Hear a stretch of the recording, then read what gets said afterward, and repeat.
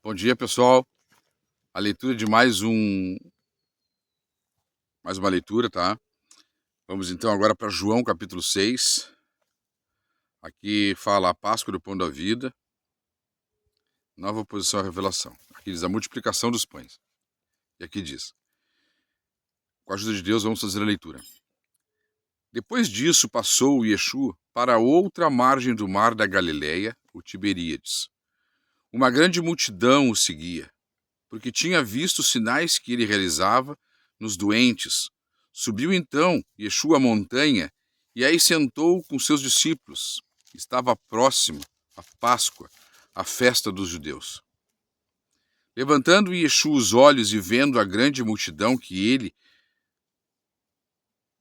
reunia, disse Filipe: onde arranjaremos pão para eles comerem? Ele falava assim para pô-lo à prova, porque sabia o que faria. Respondeu-lhe Filipe: 200 denários de pão não seriam suficientes para que cada um recebesse uma porção. Um de seus discípulos, André, o irmão de Simão, Pedro, lhe disse: há aqui um menino que tem 5 pães de cevada e 2 peixinhos. Mas que é isto para tantas pessoas? Disse Yeshua: fazei que se acomodem. Havia muita grama naquele lugar. Sentaram-se, pois, os homens, em número de 5.000 aproximadamente. Tomou então Yeshua os pães e, depois de agradecer, distribuiu-os aos presentes, assim como os peixinhos, tanto quanto queriam. Quando se saciaram, disse Yeshua a seus discípulos: recolhei os pedaços que sobraram, para que nada se perca. Eles o recolheram e encheram 12 cestos com os pedaços dos 5 pães de cevada deixados de sobre pelos os que se alimentaram. Vendo o sinal que ele fizera naqueles homens, exclamavam: esse é verdadeiramente o profeta. Olha bem, este é verdadeiramente o profeta que deve vir ao mundo. Jesus, porém, sabendo que viram buscá-lo para fazê-lo rei, refugiou-se de novo, sozinho, na montanha. Olha aqui, irmãos, olha só que palavra poderosa, 2 minutos de vídeo agora. Palavra poderosa que traduz aqui novamente aquilo que eu já tinha dito pela inspiração, que o Espírito tinha falado, pela inspiração. Agora, as palavras do mestre confirmam aqui. Olha só que maravilha. Que poder, que palavra maravilhosa. Então, o que eu tenho dito? É claro que eu tenho dito aquilo que Deus me passa, mas é claro que eu não sou detentor, eu não tenho título de físico, não tenho título de químico, eu não tenho título de matemático, eu não tenho título de engenheiro, eu não tenho título algum. Eu não tenho título algum. Mas Deus me traz algumas coisas à frente.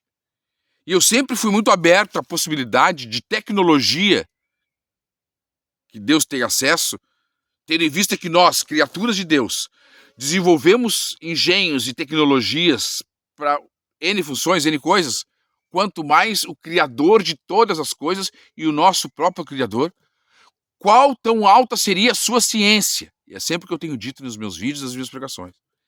Então eu sei que Yeshua, Yod Revoré e Ruach, com todos os outros representantes, eles detêm conhecimento científico que ainda estão muito à frente de nós. Então, para nós, ou seja, lá para aquele tempo, há 2.000 anos atrás, imagina, muito mais, ficaria difícil de compreender quando se visse uma carruagem de fogo, quando se visse o machado flutuar, quando se visse o mar abrindo as partes, quando se visse Jesus caminhar sobre as águas, quando se visse Jesus repreender a tempestade, e aí Jesus também transformar o pão, aumentar o pão e aumentar o peixe. Hoje, os nossos cientistas, hoje a nossa ciência fala de acelerador de partículas, que eu nem sei muito bem o que é isso, mas ele fala, eu entendo que acelerador de partículas, Deus talvez tenha uma muito poderosa. Que ele pegou aquela informação daquele peixe e a informação daquele pão e, usando a matéria ao redor, o carbono ao redor, todas aquelas moléculas ao redor, ele criou. Assim como se tu pegar uma fruta, um pedaço de carne, alguma coisa, e botar ali em cima de alguma coisa e esperar o tempo dela se desfazer, assim Deus tem o tempo de fazer, se quiser, novamente, o processo inverso. Porque creio eu que Deus se usa de tecnologias, se usa de uma ciência tão alta que a Segunda Escritura diz que ela é tão alta que nós não conseguimos alcançá-la. Até a vinda do ungido, até a vinda do outro Consolador, porque ele nos revelará toda a verdade, a interpretação de toda a verdade, não só a tentativa de compreensão das palavras do Mestre Yeshua, tá? Porque se tentou compreender, mas o próprio Mestre disse que não compreendeu-se, né? Porque se tivessem conhecido ele, teriam conhecido o pai dele, e se tivessem conhecido Moisés, teriam conhecido ele e vice-versa. Então, aqui nós podemos ver que Deus se usou de uma tecnologia e providenciou ali o alimento para aquelas pessoas que elas precisavam estar ali. Ali já tinha começado o projeto.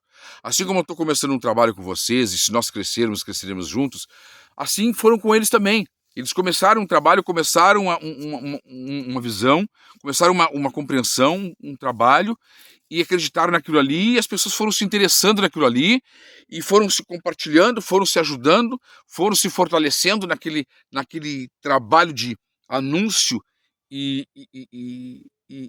acolhimento, porque eles tanto anunciavam, tá?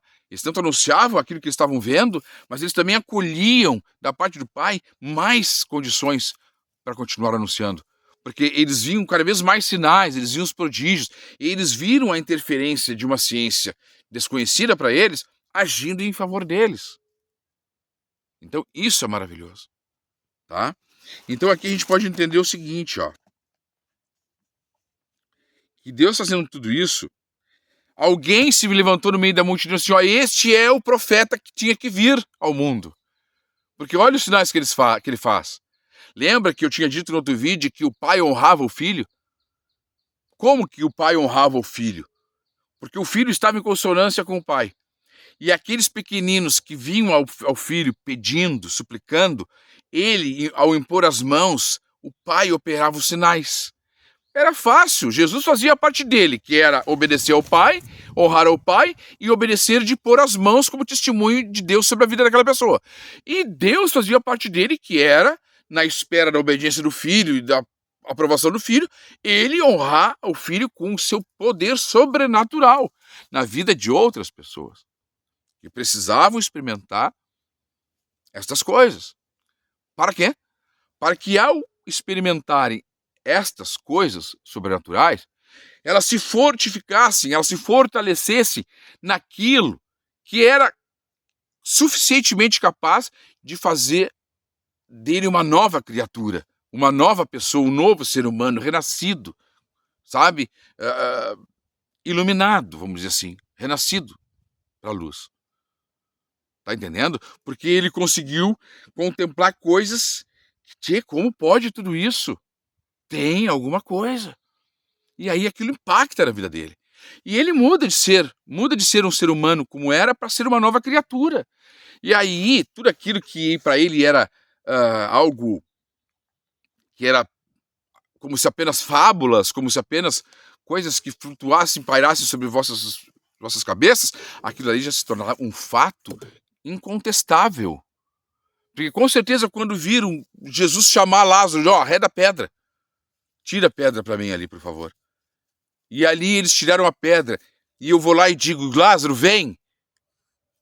Como pode as pessoas permanecerem da mesma forma, por mais que fosse há 2000 anos atrás? Como poderia? É um impacto muito grande. É um impacto que vem, bum, é um impacto no peito. É um impacto poderoso no peito, na mente, no entendimento daquela pessoa. Lázaro, sai daí. Vem para fora. Tá entendendo? Lázaro ouvia essa voz.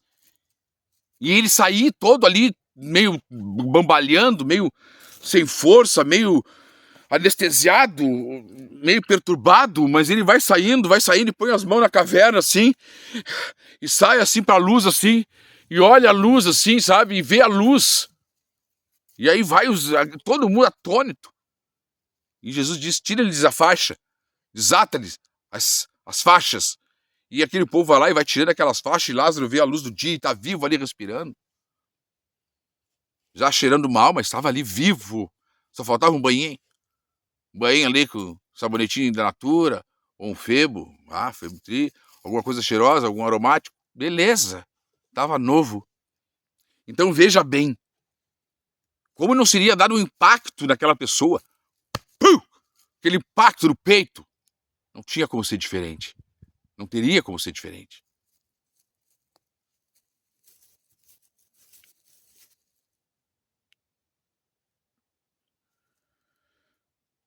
Não tinha como ser diferente. É o impacto. Então, aqui ele segue dizendo, né? E aí segue um e diz assim, ó, esse é verdadeiramente o profeta que deve vir ao mundo. Exclamou, né, em alta voz. E Yeshua, porém, sabendo, olha que eu já tinha dito isso em outros vídeos, assista os vídeos lá que vocês vão entender. Eu já tinha dito que Jesus fugia das multidões, porque Jesus entendia que o povo iria querer fazer dele um rei, mas ele, vindo do reino de seu pai, sabia que não veio aqui para reinar, mas sim para anunciar o reino futuro de seu pai sobre a face da terra, após pessoas acolherem a mensagem que ele veio trazer. E eu disse que as pessoas acolheram a mensagem do mestre porque viram os seus sinais e guardaram a mensagem da vinda do reino até que o reino viesse, e o reino está vindo agora, e está sendo proclamado agora, e esse reino vai tomar forma entre nós. E aqui ele segue dizendo. E aí diz, né? Esse é o verdadeiro profeta que há de vir ao mundo. Jesus, porém, sabendo que viram buscá-lo para fazer o rei, refugiou-se novamente sozinho na montanha. Então tinha em algum lugar uma montanha que Jesus se refugiava, se escondia. Ele não suportava estar sempre no meio do povo. Ele estava sempre em comunhão com o Pai, sabendo o que ele tinha que fazer. E ia lá e fazia. Entendeu?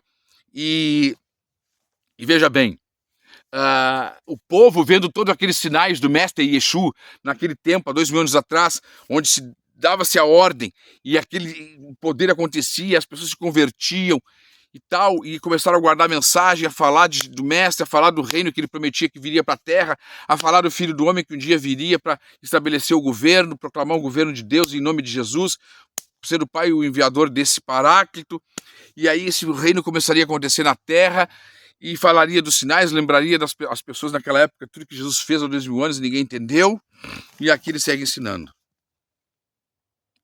Jesus sabia que ele não tinha vindo para ser rei. Ele não veio para sentar no trono, lembra que eu já falei? Que Jesus não veio para reclamar o trono de Israel, embora ele pudesse fazer, porque ele descendia de Maria, e porque ele descendia de José, que eram descendentes de Judá. Lembra? Do leão de Judá, da tribo do leão. Lembra que eu falei? Então veja bem, o leão de Judá. Veja bem. Ele poderia ter reclamado, porque ele era criado por José e gerado de Maria. Ele era filho de Davi, descendente. Mas ele sabia que a missão dele como descendente de Davi era anunciar a vinda do reino futuro de Deus e alguém que seria filho de Adão e filho de Ivan, que seria o ungido, ou seja, filho de homem e de mulher comum, como diz o Messias, como diz a promessa que os judeus aguardam. Ele será filho de homem, não se proclamará Deus. Jesus não se proclamou, ele foi proclamado filho do Deus verdadeiro. Deus revelou para Pedro. Jesus, portanto, era filho do Deus vivo. Só que esse que vai vir agora, que Jesus anunciou, ele é filho de homem. É filho de Adão e de Eva, ou seja, homem e mulher. E ponto.